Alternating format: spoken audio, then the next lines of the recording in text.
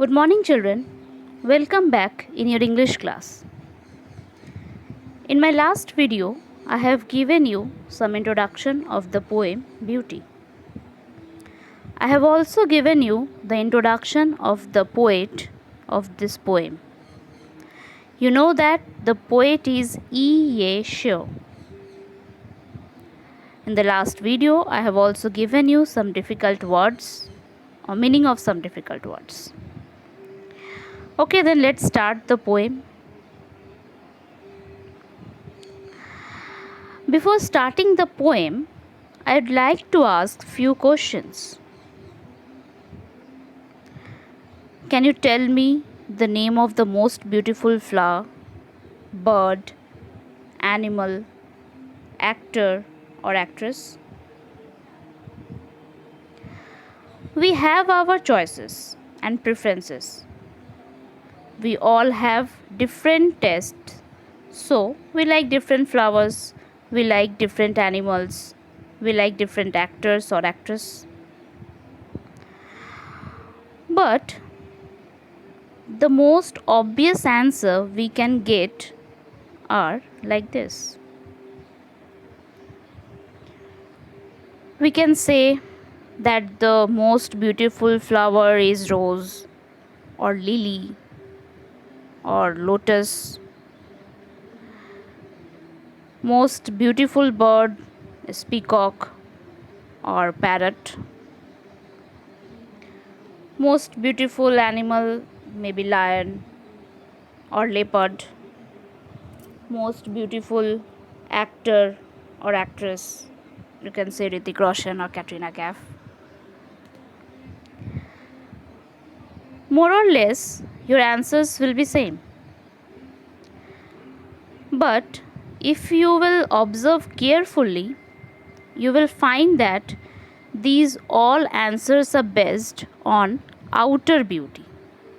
Right now, we see that these things are beautiful, they look beautiful, that's why we like them and we call them beautiful. Now, that is why here the poet is trying to arise this question within you. You have to answer, what is beauty? Students, beauty is actually in the eyes of beholder. This world is full of beautiful things. The beautiful things are not only be seen, we can also hear it, we can feel it also. In this poem, beauty has been defined. The poet says that beauty is there in everything. Now, to know more about beauty, let's read the poem. Beauty is seen in the sunlight, the trees, the birds, corn growing, and people working or dancing for their harvest. This is the first stanza of the poem. Corn means the chief cereal crop of wheat, oats, maize, barley, etc. Harvest means the time of the year when the crop is ready. Now, in this stanza, the poetess is trying to say that beauty is in the eyes of the beholder.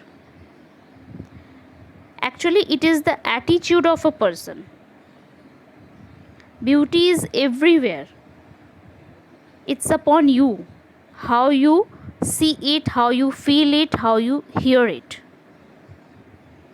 It can be seen in the sunlight, the trees, the birds, the growing crops, people who dance to show their happiness when their crops are ready, in everything. When the sun rises, we try to capture that moment. We like that scene. This is beauty of nature. Even we go to Digha, we go to Darjeeling to see sunrise, to view sunrise. Right now. We can find the beauty in the trees standing tall, giving a shade. Beauty is also in the chirping of birds. Sometimes we just love the sound. We love the chirping of birds. We can see beauty in the people who work hard day and night in all the seasons in the field to grow crops. We can find beauty in the people dancing with joy to celebrate their good harvest when their crops are ready. Next stanza. Beauty is heard in the night, wind sighing, rain falling, or a singer chanting anything in earnest.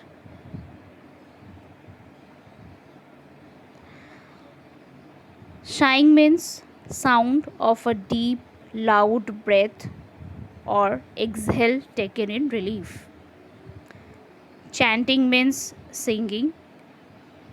Earnest means sincere and honest conviction. Now in this stanza, the poet is saying that beauty is not a thing to see only. Beauty is a thing to be felt. It can be heard, means one can listen to it. At night, when everything seems to come at rest and there is silence everywhere, then one can listen its sound. The sound that comes when the wind blows as the night falls, and when rain falls on the earth, when a singer sings his silent and honest prayers.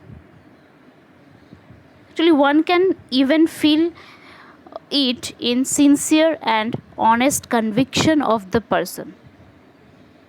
That means beauty can be heard, beauty can be felt. It is upon us how we observe the things. Right? Sometimes we go and stand beside the window when the rain falls. We like the sound. We just keep our hands outside to feel the rain falling on our hands. We just love the singing of a singer. We feel that. There also we find beauty. That means beauty is everywhere. We just need to see it, we just need to hear it, we just need to feel it.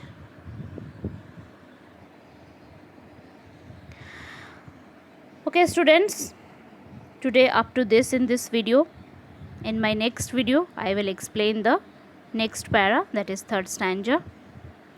I hope you all understand the meaning of the two stanzas. Go through the poem. Thank you.